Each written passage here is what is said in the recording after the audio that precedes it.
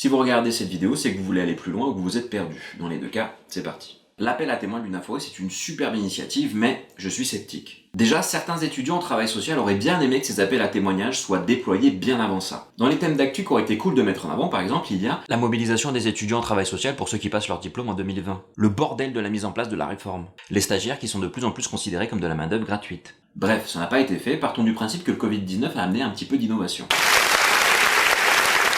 Si on va un peu plus loin, un appel à témoins c'est chouette, mais dans quel but ? Quelles vidéos seront sélectionnées ? Dans le but de montrer que tout va mal ? Dans le but de montrer que tout va bien ? Dans le but de montrer le grand engagement de ces étudiants tout en oubliant leurs conditions précaires ?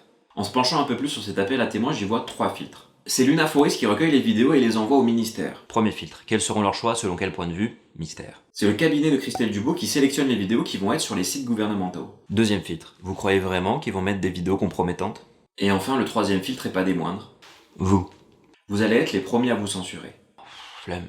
Pourquoi moi, mon avis est pas intéressant ? Non, c'est mort, hein, ça va sur les réseaux, moi j'ai pas envie d'avoir des conséquences. Ah non, j'aime pas ma tête, j'aime pas parler dans la caméra. Vous êtes les témoins de ce qui se passe, votre point de vue compte. Je rêve du jour où ce sont les personnes concernées qui parleront de leur situation et non les soi-disant experts.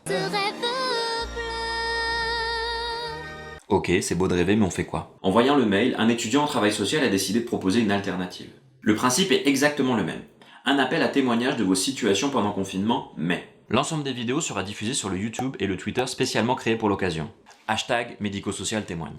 Une diffusion sans filtre ni censure. Nope. Vous trouverez l'ensemble des informations en pied joint de cette publication. La qualité de l'image, on s'en fout. Ce qui compte, c'est vos témoignages, vos expériences. Parce que oui, vos avis comptent et j'entends tous les avis.